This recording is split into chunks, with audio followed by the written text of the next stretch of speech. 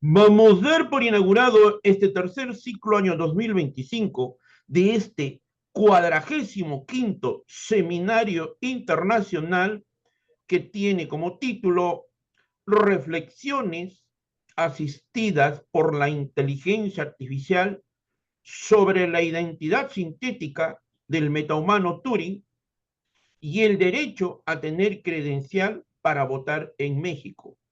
Esta ponencia se realiza a raíz del artículo científico que ha publicado el autor, asimismo a raíz de la presentación que ya tuvo en el Instituto Peruano de Inteligencia Artificial y Ciudadanía Digital. El día de hoy nos acompaña remotamente desde el hermano país de México el licenciado Víctor Hugo Serrano Morales. Para el directorio del Instituto Peruano de Inteligencia Artificial y Ciudadanía Digital, colaboradores en el Perú y colaboradores en el extranjero, siempre es un altísimo honor, un privilegio académico e intelectual contar con la participación del licenciado Víctor Hugo Serrano Morales. Por favor, maestro, regálenos su semblanza para todos nuestros seguidores y el público que siguen al instituto. Por favor. Muchas gracias, querido doctor Daniel. Para mí siempre es un gusto poder saludarte a distancia y también este momento lo aprovecho para poder abrazar a la distancia y dar el agradecimiento al estimado doctor José Ramón Narváez, que finalmente tuvo la gentileza de poder compartir con nosotros el gusto de poder hacer saber que este círculo pueda seguir creciendo. Bueno, expuesto este breve comentario, también con mucho gusto me permito dirigirme a nuestras compañeras y compañeros del hermano país de Perú, desde México, con mucho respeto. Me permito presentar para ustedes y claro también a mis conciudadanos, mis compañeras, compañeros de nuestro país México, una breve disertación. Me presentaré antes, como ya se dijo, sí, soy Víctor Hugo Serrano Morales. Actualmente me desempeño como defensor de derechos fundamentales y humanos en el Instituto Regional en Defensa de los Derechos Humanos e Investigación, del cual tengo el privilegio de haberlo fundado. Y bueno, en este instituto yo me dedico en concreto a hacer litigio estratégico. Soy licenciado en Derecho por la Universidad Autónoma, por la Universidad del Valle de México, plantel Coyoacán, estudiante de Ciencia Política y Administración Urbana por la Autónoma de la Ciudad de México. He tenido el gusto de poder ver publicados algunos artículos míos en revistas indexadas, entre ellas del Instituto de Investigaciones Jurídicas UNAM, entre algunas otras. Pero bueno, esto no es lo interesante es de que a partir de este momento voy a poder charlar con ustedes, compañeras, compañeros, y exponer un breve texto que, si bien es cierto, surge a partir de una primera disertación que ya en días pasados, si pudieron el gusto de poder oírla y o revisarla, tuvimos una inquietud, el doctor Daniel y un servidor, de poder preguntarle a la IA. Aquí es un tanto, aquí es lo interesante. Preguntamos a la IA su opinión. Vamos a abrir un poquito el debate sobre qué tan interesante sería preguntar a la IA sobre lo que nosotros estamos haciendo respecto a la misma IA. Y si lo recordamos en la presentación pasada, con base a una resolución que se hace en la Sala Regional Jalapa, que es perteneciente al Tribunal Electoral del Poder Judicial de la Federación, en la que se limitó o se confirmó una resolución de una autoridad inferior, en la cual se le negó a una persona física que, que un metahumano, al cual esta persona física le llamó Turing, pretendió que se le otorgara una credencial de elector, que al final del día pues se le negó esta pretensión y esta resolución, pues es de corte y sí, de corte constitucional, dado que el Tribunal Electoral del Poder Judicial de la Federación es la última instancia en la materia y sus resoluciones son inatacables. Esto no lo dejamos ahí, como ya se los comenté hace unos segundos, Se lo preguntamos a la IA qué respondía al respecto. Y curiosamente, esta presentación versa sobre lo que la IA pudo haber contestado a nuestra pregunta. Y es como nace esta ponencia. Eh, continuaré, continuaré diciéndoles que en esta diapositiva que ya tienen ustedes al alcance de su vista, todas las diapositivas que estén en este color verde son la respuesta que nos está dando de facto la IA a la que se le preguntó. Y bueno, esta IA nos, nos responde en una especie de diapositivas de la manera en la que ustedes están viendo. Esta respuesta, cabe decir que la estaríamos analizando un servidor y claro el doctor Daniel para poder dar mayor contenido y énfasis sobre lo que la IA bien pudo estar diciendo. Como vemos, la IA propone un título a la cual esta le llama la identidad sintética del metahumano Turing y el derecho a la credencial para votar en México. Y abajo propone un análisis profundo sobre cómo las entidades digitales desafían los límites legales y políticos de la identidad. Y creo que este último subtema pues es de gran calado, ¿no? Sobre el cual vamos a estar disertando. Enseguida, la IA propone 3 ejes para poder hacer este análisis o impacto jurídico a la cual esta IA está aludiendo. Se pregunta, ¿qué es un metahumano Turing y su identidad sintética? Los 3 ejes que nos propone como una tentativa respuesta versan en el siguiente orden de ideas. El concepto fundacional sobre la que ella empieza, esta IA nos dice que la entidad digital con una identidad jurídica sintética creada y mantenida a través de inteligencia artificial avanzada. El siguiente eje lo llama ella caso emblemático, el debate sobre el reconocimiento legal de esa identidad sintética en México, vinculando derechos, personalidad jurídica y el papel de la tecnología en la ley.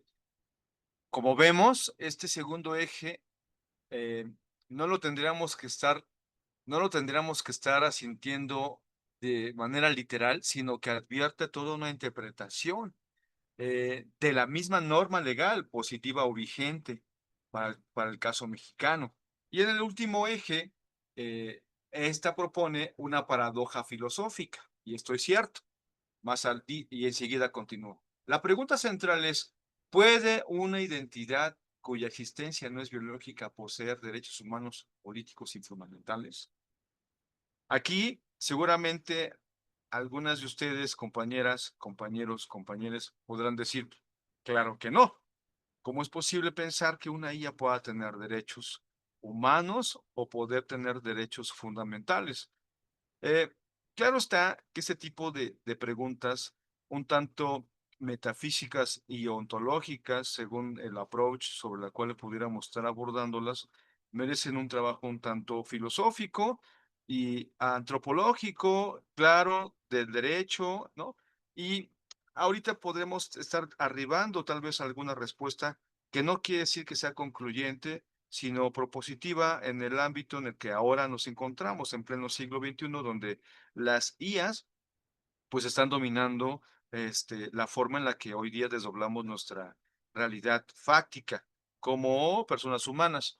Y bueno, enseguida nos dicen la misma IA. El metomano Turing representa la cúspide de la identidad digital, obligando al sistema legal a confrontar los límites de lo que tradicionalmente consideramos persona. Y aquí volvemos a tener otro problema filosófico. Persona, eh, un poquito vamos a recordar esta idea de Kelsen, donde en el derecho puro, en su teoría pura del derecho, él nos dice que la persona es el sujeto susceptible de obligaciones y o derechos. Un parafraseo.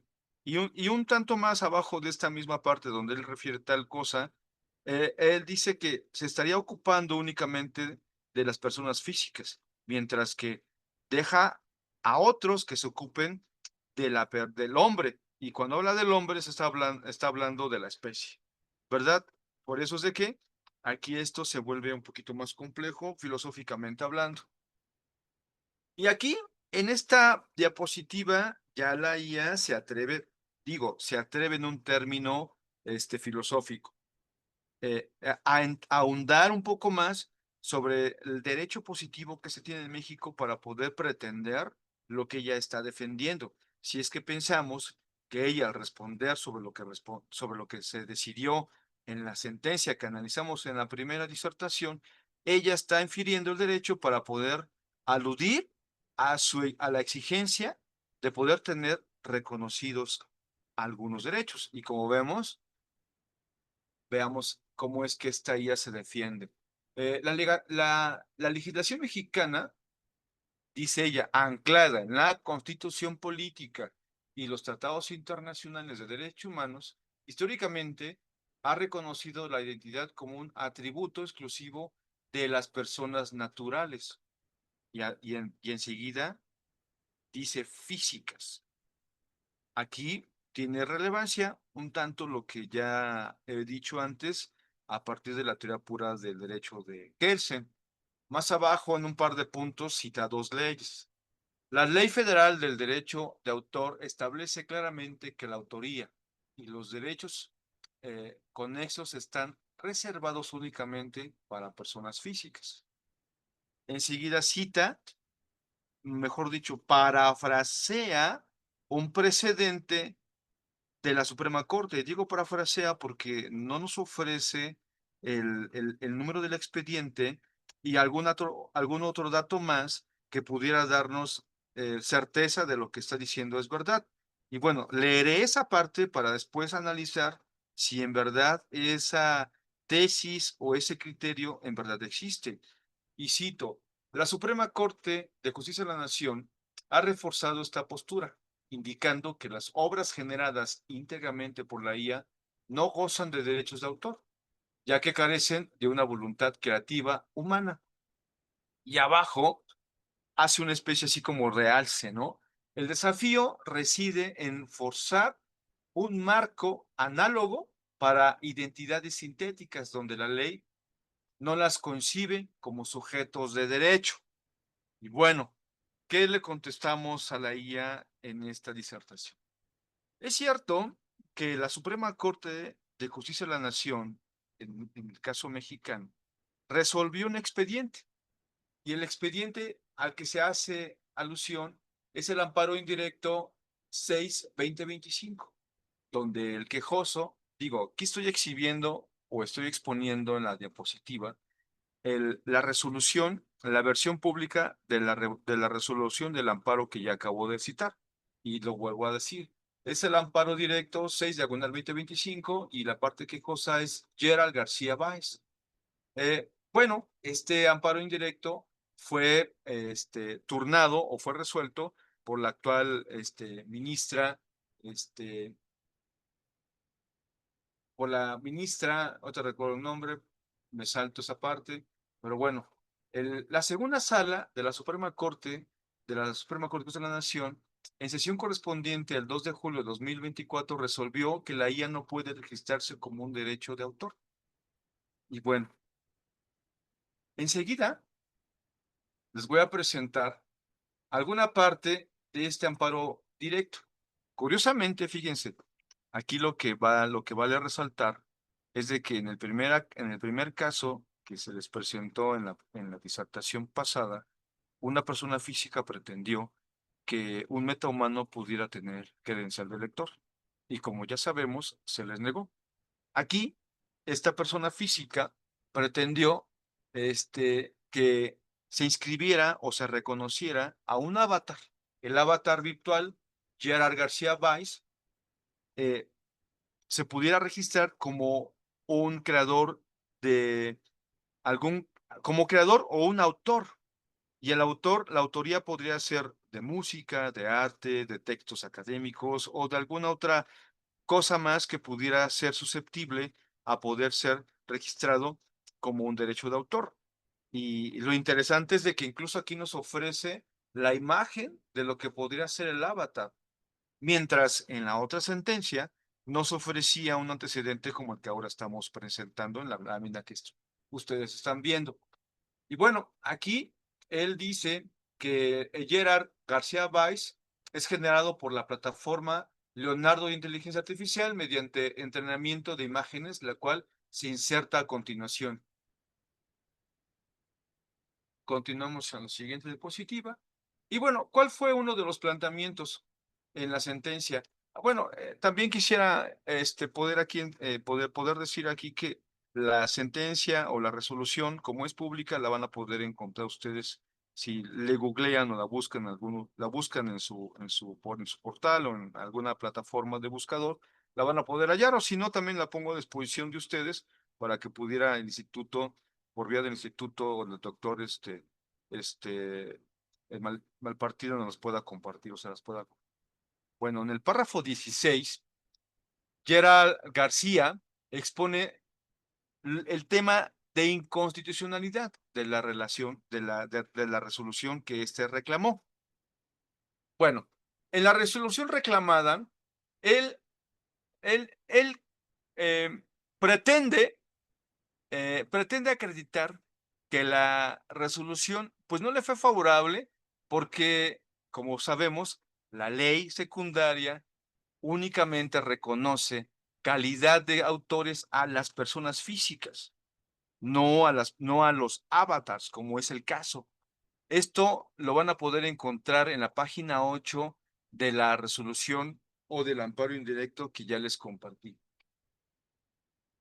Pasamos a la siguiente diapositiva y bueno, en el párrafo 76 de la misma resolución nos hace saber la sentencia que el derecho de autor se otorga solamente a personas físicas y esto es con base al artículo 12 y 18 de la Ley Federal de Autor y dice, no representan una distinción constitucional o convencional prohibidas.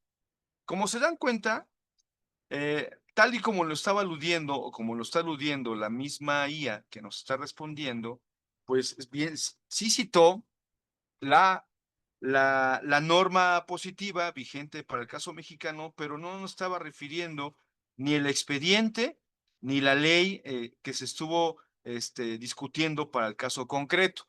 Y bueno, también la misma parte que se inconforma con respecto a la resolución reclamada, pues cita el convenio de Berna para la protección de las obras literarias y artísticas. Este es un tratado internacional del cual el Estado mexicano es parte y es vigente para nuestro contexto. Seguramente para el Perú también será vigente, pensando yo que puede ser así. Y bueno, este convenio tiene valor a partir del mes de julio del año 1971.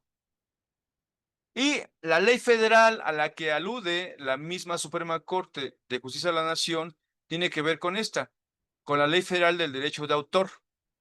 Y el artículo 12, de manera literal, versa: autor es la persona física que ha creado una obra literaria y artística. Y a lo que hace el artículo 18, versa: el autor es el único, primigenio y perpetuo titular de los derechos morales sobre las obras de su creación. Y sobre esto fue lo que finalmente el quejoso de la resolución ahora en comento, pues siempre estuvo discutiendo.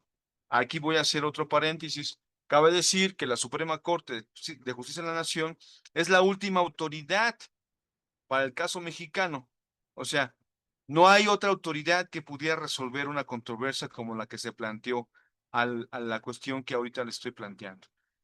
Posiblemente quisiéramos imaginar que si esta persona física es su pretensión llevar más allá del contexto mexicano una resolución como la que ya les estoy platicando, pues podríamos estar sabiendo que a lo mejor podría estar presentando un caso ante la Comisión Interamericana, agotado el principio de definitividad en México, y bueno, ya estaríamos hablando de eso si es que esto ocurriera.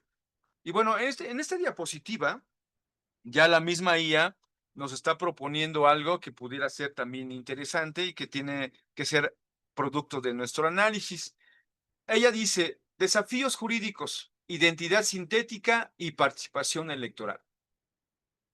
El marco electoral actual se enfrenta a conceptos que los para los cuales no fue diseñada la identidad sintética. Introduce complejidades sin precedentes. Démonos cuenta cómo la IA aquí está problematizando la ley electoral en el sentido de poder decir que se están limitando a algunos derechos de los que hoy sabemos aún no tienen estas identidades. Y bueno, también nos propone 3 ejes. El primero tiene que ver con la definición legal. El metomano no encaja en la figura de persona natural o jurídica. Su estatus legal es un vacío que debe ser llenado. Aquí, retóricamente les propongo, ¿ustedes qué piensan sobre esto que nos está diciendo la IA? En realidad, pudiéramos estar en un momento en el que debemos estar analizando, replanteando, cuestionándonos de manera, filosófica, un tanto sí filosófica, o algunas disciplinas más, o sea, de manera multidisciplinaria, transdisciplinaria, si el estatus legal de una persona, de un metahumano, y digo yo, incluso de una persona no humana, como este tipo de entes, puede ser repensado. Y en el siguiente eje habla de un riesgo de exclusión. La negación del reconocimiento podría percibirse como una forma de discriminación tecnológica o exclusión digital por motivos de origen. Mm, Aquí seguramente vamos a poder estar un poquito más conflictuados porque la discriminación, la discriminación, si es que yo voy más allá de lo que parece que ya entendemos, la discriminación digital hasta ahorita se le ha reconocido o se ha planteado para personas humanas con con ciertos rasgos. Y bueno, ejemplos tenemos varios. Uno de ellos es las cámaras se han utilizado para poder racializar a la gente que no cumple con cierto estereotipo. Pero vamos, pensar que una IA pueda ser discriminada a partir de estas mismas ideas, sería un tanto más descabellado. O a lo mejor, o a lo mejor, ¿cuál sería el planteamiento para poder hablar de una discriminación? ¿No? Cuál sería el approach para partir y estar trabajando sobre una crítica que pudiera abrir el abanico y llegar a una nueva idea? Esto se los dejo aquí para que después, si pueden ustedes, gustan, podamos platicarlo, sí, platicarlo al grado de poder llegar a lo mejor a un lugar seguro o arribar a un lugar seguro donde podamos estar compartiendo ideas. Y fíjense, en el siguiente eje, el debate jurídico, el debate judicial activo. Eh, Casos recientes, como el debatido en la sala regional de Jalapa, que ya les platiqué en la primera sesión, señalan la urgencia de definir la identidad jurídica de las creaciones de IA en el ámbito público. Eso, como vemos, ya la Suprema Corte lo ha decidido, la sala regional del Tribunal Electoral del Poder Judicial lo ha resuelto. Y bueno, continuamos con nuestra presentación. Y bueno, aquí esto me llama más aún mi atención porque veamos cómo es que la IA sigue buscando la manera de poder encontrar un lugar donde pueda estar más segura jurídicamente. Pensemos así. Ella nos dice, el derecho a la credencial para votar, un eje fundamental, y plantea 3 ejes. Identidad oficial. La credencial para votar, emitida por el INE, que es Instituto Nacional Electoral, es el documento de identificación más aceptado y esencial en México. Esto es cierto. Aquí voy a abundar un poquito más. En el expediente SURRAP 37, diagonal 2013, la Sala Superior del Tribunal Electoral del Poder Judicial de la Federación resolvió en ese momento un problema o el cuestionamiento que versaba en el siguiente orden de ideas. Para ese momento se estaba proponiendo un nuevo modelo de credencial de elector. Antes, la credencial del lector no contaba con la fotografía y los datos de domicilio del ciudadano portador. Aquí se propuso que para ese momento se estaba proponiendo que la credencial del lector para votar pudiera tener visibles sus, los datos de la dirección de su portador o de la ciudadanía que lo porta. Alguien más dijo, esto no puede ser posible porque se está violando el derecho a la privacidad.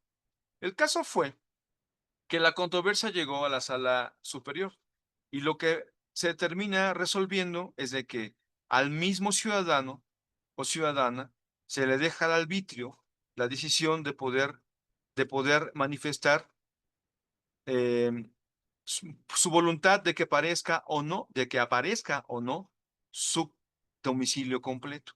Entonces, eso tiene que ver con el derecho a, a, este, a hacer privados nuestros datos o a hacer evidentes nuestros datos.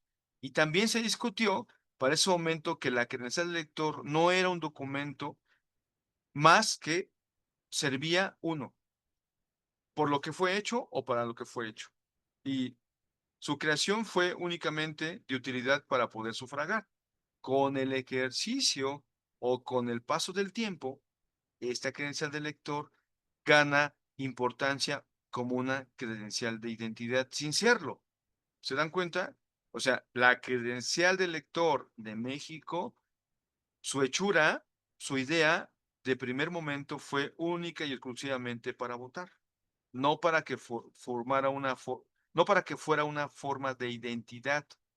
Con el paso, esto cobra esta importancia.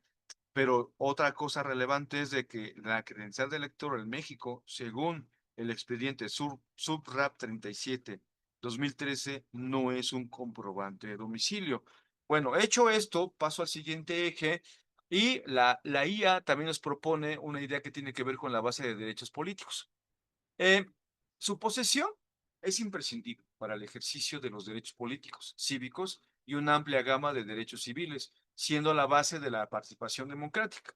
Pues, como ya lo expliqué, también gran verdad hay en esta posición de la IA, eh, con base al expediente que ya también estaba compartiendo. Y en el siguiente eje, la IA nos propone la pregunta crítica, desde su relevancia, dice, ¿es posible o éticamente necesario que una identidad sintética como el metomano Turing pueda acceder a este derecho? Esta pregunta no se puede contestar con un sí o con un no, como ustedes pueden a lo mejor estar de acuerdo. ¿Hasta dónde? Pensemos, ¿hasta dónde? Si esto fuera posible que un metahumano pudiera tener una credencial de lector, ¿cuál pudiera ser la incidencia en la democracia tal como la conocemos? ¿O cuál podría ser, cómo podría cambiar la idea de democracia si esto pudiera ocurrir? Y bueno, creo que las preguntas, a responder pudieran ser más que una sola, ¿no? Y bueno, más abajo, la IA también, nos propone que la credencial es más que que es un plástico, es el acceso a la ciudadanía activa. Negar este acceso a una identidad sintética levanta cuestiones sobre la inclusión a la era digital. Yo aquí sí pudiera contestar a lo mejor de primer momento que esto no es así. Para el caso mexicano, la ciudadanía se obtiene cumplidos los 18 años. Hecho eso, una vez cumplidos los 18 años, la Constitución Política de los Estados Unidos Mexicanos advierte una obligación de parte de la ciudadanía y la obligación es de que el ciudadano, después de haber cumplido los 18 años, se tiene que apersonar frente a un módulo o a un módulo del Instituto Nacional Electoral para solicitar su credencial de elector. Y en ese mismo momento es registrado en el Registro Federal de Electores para poder ser parte de esta vida democrática. Y este señor o este ciudadano o ciudadana puede ejercer su derecho a ser votado, si es que también lo quiere, y a votar.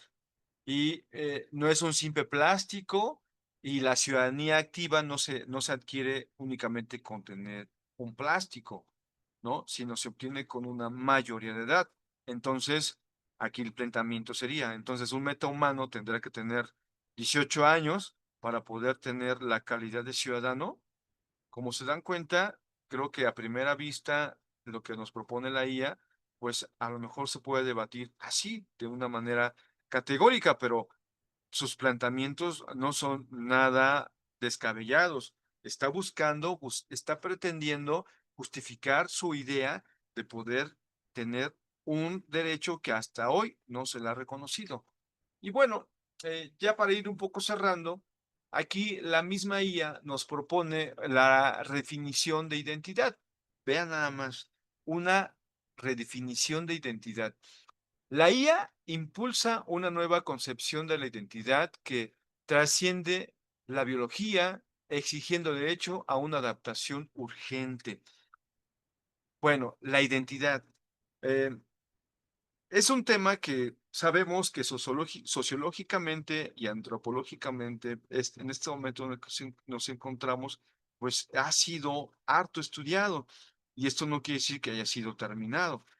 Tan las diferencias, la multiculturalidad, la multietnicidad, nos ha mostrado que los desacuerdos en gran mayoría tienen que ver con eso, con las diferencias fácticas, ¿no?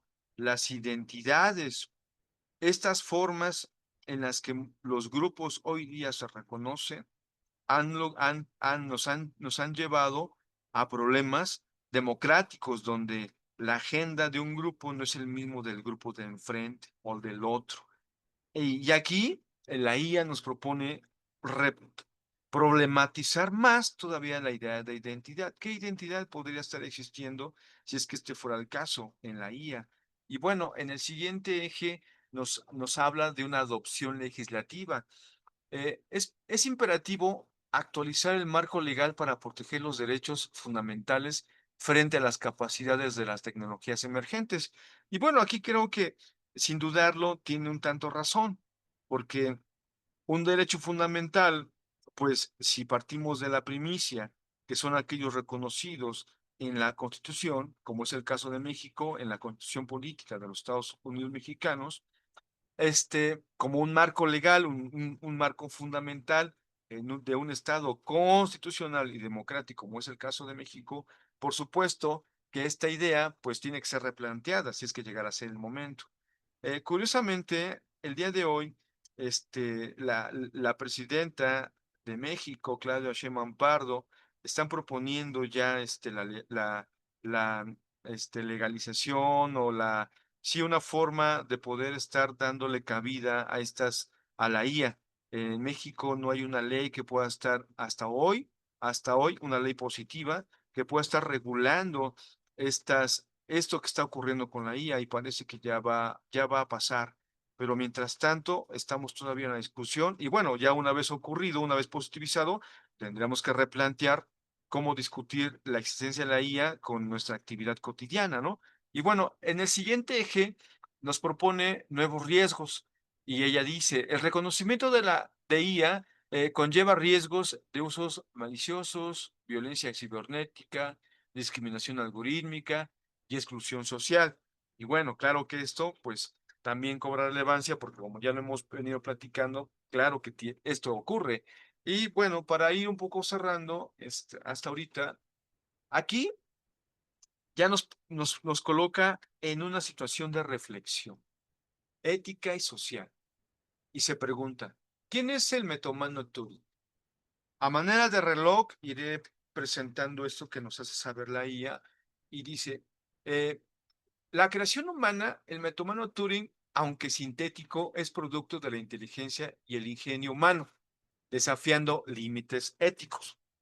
Yo aquí le digo a la IA, bueno, con base a lo que ya resolvió la Suprema Corte de Justicia de la Nación, si bien es cierto, la persona física es la única autora de este tipo eh, de ideas, ¿no? Enseguida, derecho a votar. Su contribución potencial, su contribución potencial a la sociedad merece el derecho a participar en la elección de sus representantes. Por supuesto, y también le contestaría yo a la IA. Si bien es cierto lo que tú dices, pero también es cierto que la IA, aún al no contar con reconocidos derechos, pues incidir en ella podría ir contrario a lo que ya se ha establecido y quien quiera que lo pretendiera, pues tendría que enfrentar el riesgo de hacerlo, ¿no? Y bueno, más adelante nos dice credencial oficial. El reconocimiento formal de una identidad sintética a través de una credencial del INE tiene profundas implicaciones sociopolíticas. También, eso es cierto, ya no abundaría más porque parece clara esta idea. Y bueno, inclusión digital. Reconocer a Turing podría sentar un precedente para una democracia más inclusiva y adaptada en la realidad tecnológica del siglo XXI. Bueno, aquí es un tanto provocadora esta posición de la IA, porque en el caso de México, la exclusión, no tanto digital, la exclusión social es algo latente, es algo real. Como ya lo dije, segundos antes, los diferentes grupos focales entre unos y otros, hay una pugna para el reconocimiento de sus derechos. Si bien también es cierto, en México, en este año, se ha dicho que se ha rebasado o ha salido gran parte de la ciudadanía mexicana del marginamiento como es de la pobreza, también es cierto que hay dos grupos focales que siguen, que siguen sin ser pues, rescatados de la situación en la que se encuentran, ¿no?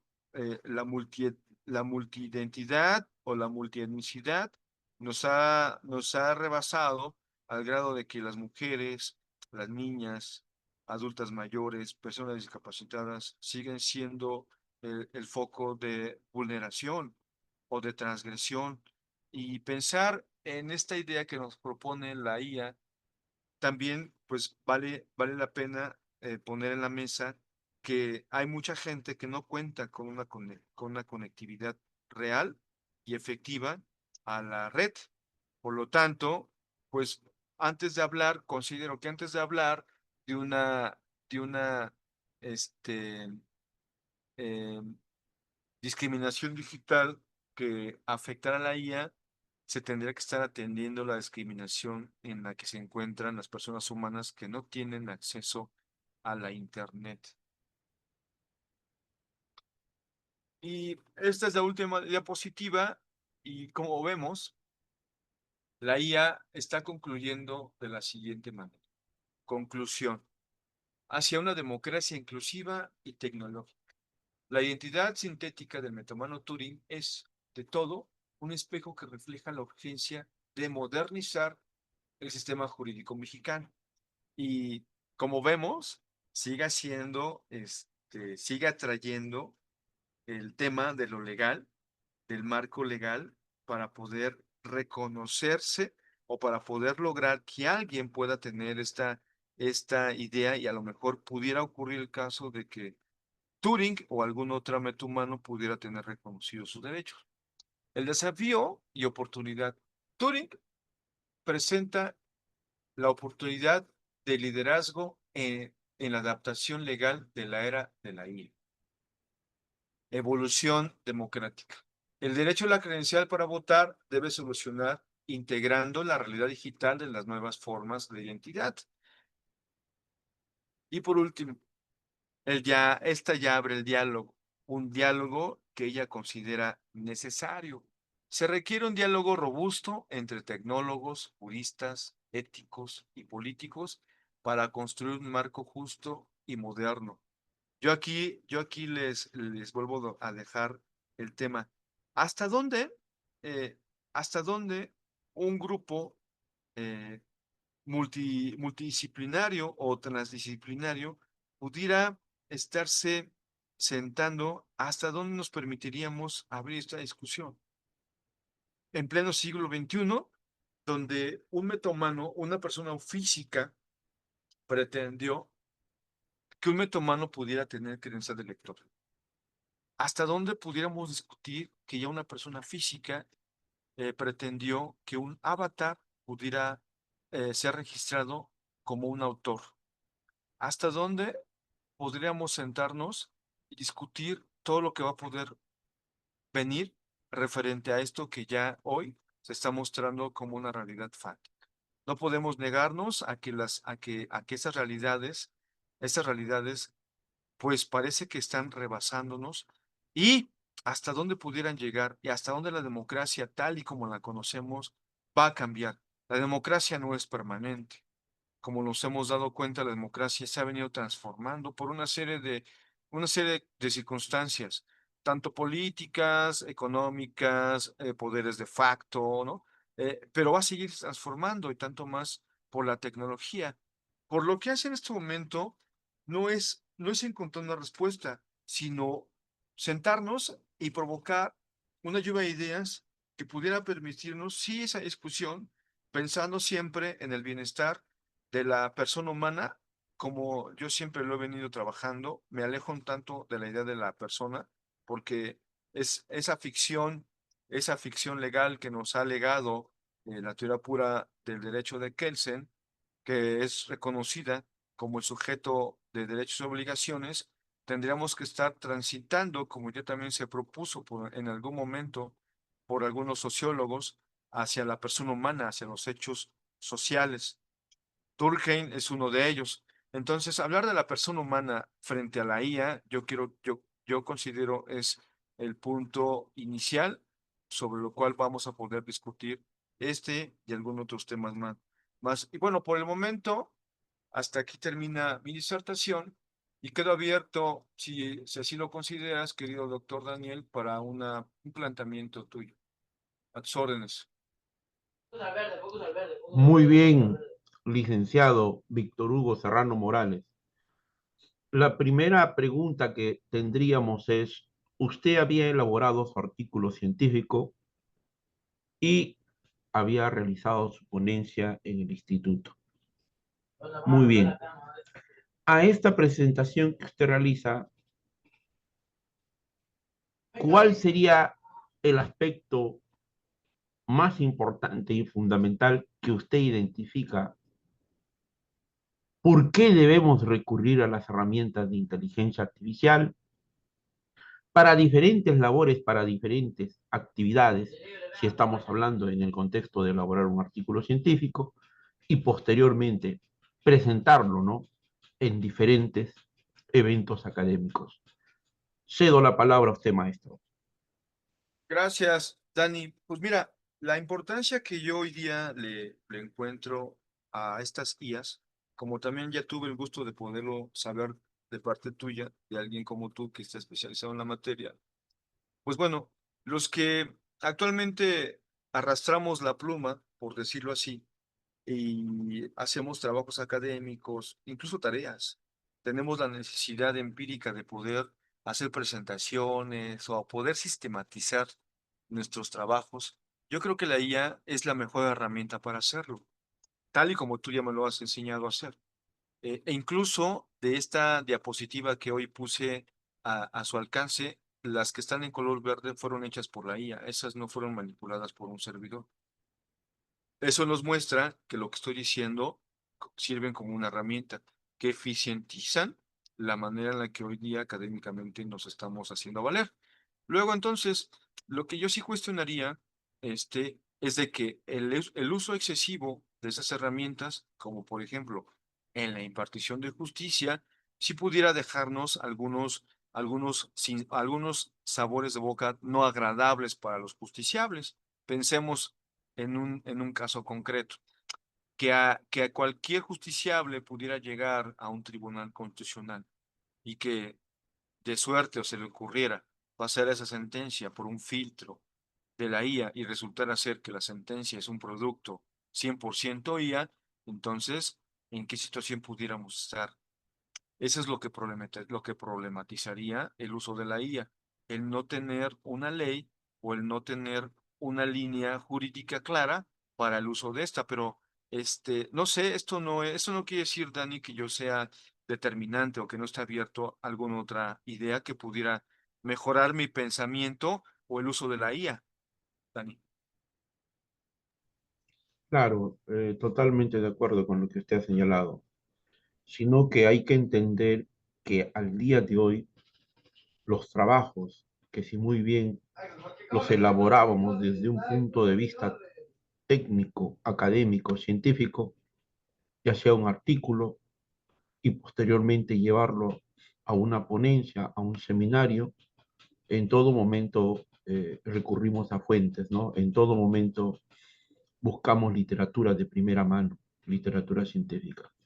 Ahora, las herramientas de inteligencia artificial, de acuerdo a la necesidad que tengamos, juegan un papel muy importante por el enfoque, por la perspectiva, por el nuevo horizonte, por una nueva visión del tópico, del tema, de la disciplina, de la ciencia donde tú estás realizando. ¿Qué nos puede decir al respecto, maestro? Pues fíjate, Dani, que después de que yo voy a ser honesto, yo me resistí un tanto en utilizar la IA, e incluso como herramienta, porque oía cosas que no eran las más agradables y vamos a poner las tildes en las IAs. Yo como estudiante, hoy me encuentro con que algunas y algunos entregan trabajos hechos con la IA, pero eso lo sabemos porque el profesor dice, es que hoy tuve el disgusto de poder encontrarme con que los trabajos de término de semestre, la mayoría han sido realizadas con una IA. Y eso es algo que no vamos a permitir que ocurra. Y entonces vienen esos actos que limitan todavía más la forma en la que uno viene haciendo actividades. Ahora, fuera del marco académico, este, leyendo yo a algunos autores, como yo también lo hice saber desde la primera presentación, a Eric Sadan. Eric Sadan también es un crítico muy férreo de la IA, a lo que él le llama la psicolonización, y él nos dice, o sea, hemos dejado incluso a la IA nuestra labor de encontrar un lugar o la dirección de un lugar a donde tengamos que ir. Y eso nos ha limitado la forma en la que venimos viviendo. Entonces ahí es donde yo encuentro un parte de aguas, ¿no? ¿Hasta dónde nosotros vamos a permitir que eso siga pasando? Eh, no encuentro yo ahorita otra forma de poder responder a tu planteamiento, Dani, por esta forma en la que yo me vengo reencontrando y vengo consintiendo o sí, el uso de la IA. Como hoy te digo, yo ya la utilizo como una herramienta. No puedo decir más, porque si antes estaba resistido, hoy la hago como herramienta pensando en que pues es la realidad fáctica y es en la que es con lo que tenemos que estar hoy relacionándonos, pero no podemos darle otra autoridad que no es más que la de una cosa y objeto. Dan.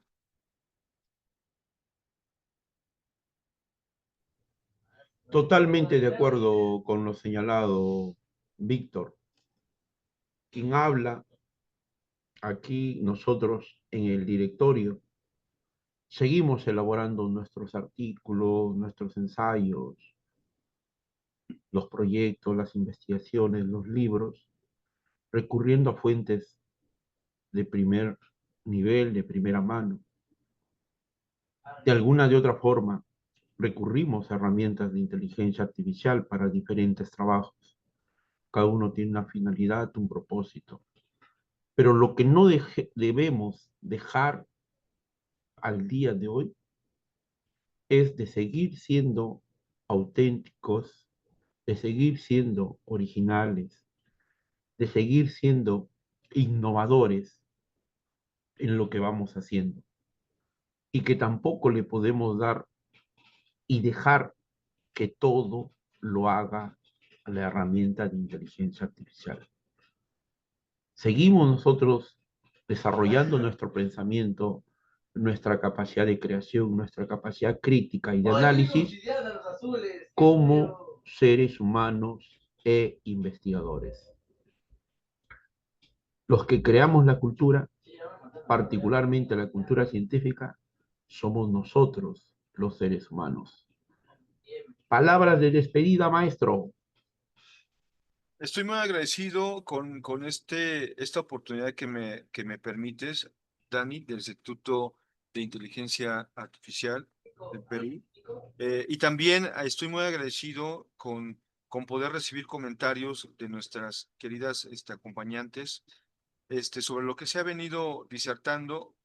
Como ya lo hice saber, no es algo concluyente, es simplemente mostrar lo que ya se está haciendo, lo que ya se está decidiendo de los tribunales constitucionales mexicanos para el caso de Perú y también las compañeras y compañeros mexicanos que a lo mejor no tenían conocimiento de estas resoluciones, pues hoy que ya las tienen, podemos estar consintiendo a lo mejor una plática, una charla y podernos abrir a la discusión que ya nos está planteando la IA, Dani. Y eso será cuanto. Un abrazo desde aquí, desde México, Dani.